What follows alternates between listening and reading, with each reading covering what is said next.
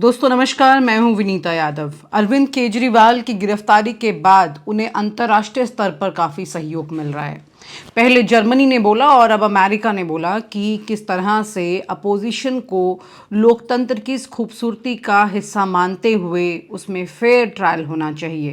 पहले जर्मनी ने जिस तरह से अरविंद केजरीवाल की गिरफ्तारी को लेकर के अपनी आपत्ति जताई थी, उसके बाद अब अमेरिका ने भी फेयर ट्रांसपेरेंट ट्रायल की बात की है कि अपोजिशन लीडर्स को लेकर के जिस तरह से भारत में अरेस्टिंग हो रही है, केजरीवाल के अरेस्टिंग के बाद में ख़ास तौर से ये बात इन तमाम देशों की तरफ से दिखाई दे रही है। इसी के साथ में पहले जर्मनी को बुला करके ये कहा गया था कि भाई आप हमारे मामलों में दखल ना दें, और अब अमेरिका को ये कहा गया है बुलाकर कि भाई आप हमारे मामलों में दखल मत दीजिए।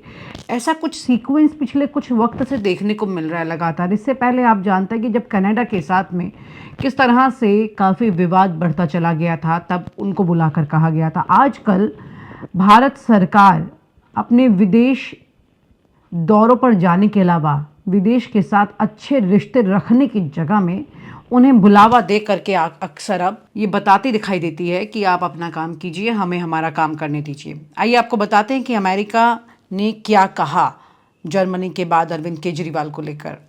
दिल्ली के मुख्यमंत्री अरविंद केजरीवाल की गिरफ्तारी पर जर्मनी के बाद अब अमेरिका की भी प्रतिक्रिया आई है। अमेरिका की ओर से कहा गया है कि वो इस गिरफ्तारी पर कड़ी नज़र रखे हैं। दिल्ली के सीएम शराब घोटाले में करप्शन के आरोप के तहत ईडी द्वारा गिरफ्तार किए गए हैं। अमेरिकी विदेश विभाग की प्रवक्ता की ओर से जारी बयान में कहा गया है कि हम भारत के प्रमुख विपक्षी दल के नेता की गिरफ्तारी और कार्रवाई पर निष्पक्ष जांच की उम्मीद करते हैं।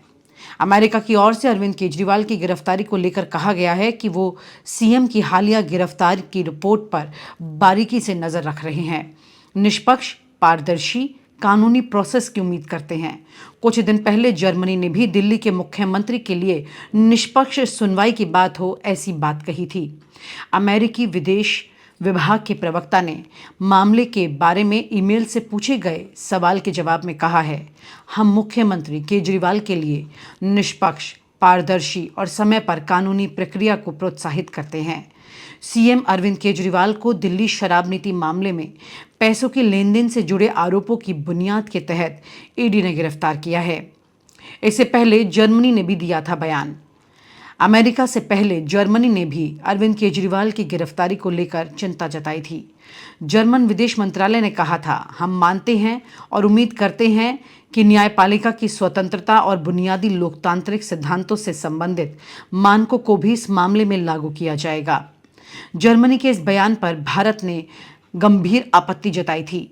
विदेश मंत्रालय द्वारा जर्मन उपदूत जॉर्ज एंजलिविलर तलब किया गया था। विदेश मंत्रालय ने यह भी कहा कि केजरीवाल की गिरफ्तारी पर जर्मन विदेश मंत्रालय की टिप्पणी भारत की न्याय प्रक्रिया में हस्तक्षेप थी और ऐसा नहीं होना चाहिए। कुल मिलाकर इस वक्त जर्मनी और अमेरिका जैसे देश जिनके साथ भारत के रिश्ते हमेशा से ही अच्छे रहे हैं, अब वो भारत को ये बता रहे हैं कि भाई आप अपनी लोकतांत्रिक प्रक्रिया को मत भूलिए, निष्पक्ष जांच कीजिए और मुख्यमंत्री की गिरफ्तारी अगर वाकई में गलत है तो एक बात है, लेकिन इस पर फेयर ट्रांसपेरेंट जांच होनी चाहिए, न्यूट्रल मोड में इसे देखा जाना चाहिए। लेकिन ऐसा सब कुछ कहने की ज़रूरत क्यों पड़ रही है? किस तरह से देखा जाए, खास तौर से अभी जब भारत ने G23 की मेज़बानी की थी, उस दौरान भी कई देशों को नाराज़ कर दिया था जो यहाँ पर नहीं आए थे। उन देशों के साथ पहले ही भारत का रिश्ता ख़राब होना काफ़ी मुश्किलें पैदा कर रहा है। ऐसे में अमेरिका और जर्मनी, जो कि पहले से ही अच्छे रिश्तों की फहरिस्त में आते हैं, अगर वो भी भारत को आईना दिखाने लगें तो भारत की कूटनीति किस तरह से देखी जाएगी, ये समझने की ज़रूरत है।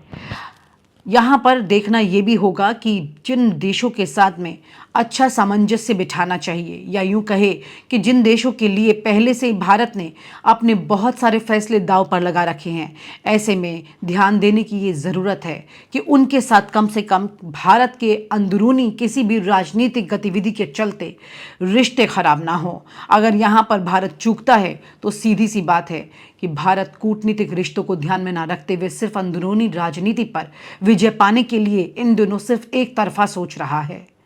आपको ये भी याद दिला दें कि हाल ही में भारत ने अमेरिका के साथ ड्रोन डील की है और ये एक बहुत बड़ी डील हुई थी। उस डील के बारे में आपको समझाते हैं।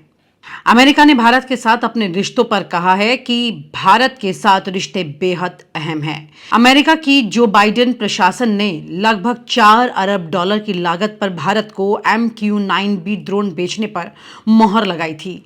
भारत को ड्रोन बेचने के अपने फैसले के बारे में अमेरिकी संसद कांग्रेस को सूचित करने के बाद बाइडेन प्रशासन ने गुरुवार को कहा कि भारत के साथ उनकी ये साझेदारी बहुत महत्वपूर्ण साझेदारी होगी। अमेरिकी विदेश मंत्रालय के प्रवक्ता मैथ्यू मिलर ने दैनिक प्रेस कॉन्फ्रेंस में मीडिया से बात करते हुए कहा, मैं कहूंगा कि भारत के साथ हमारी साझेदारी हमारे सबसे महत्वपूर्ण रिश्तों में से एक है।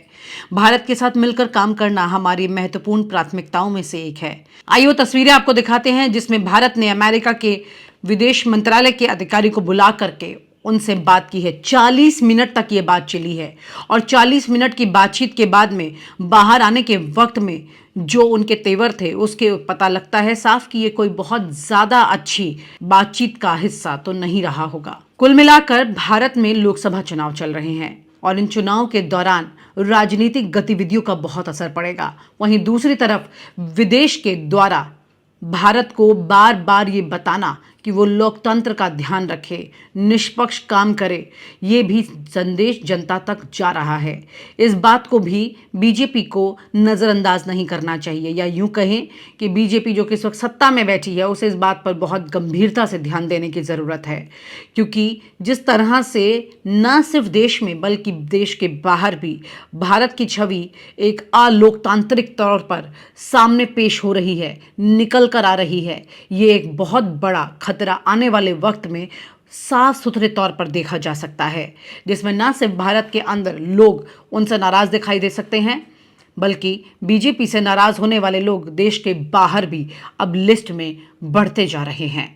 और आप हमसे जुड़े रहने के लिए सब्सक्राइब करें YouTube पर, फॉलो करें Twitter पर और लाइक करें Facebook पर। और ज्यादा जानकारी के लिए आपको टाइप करना होगा सिर्फ न्यूज़ नशा।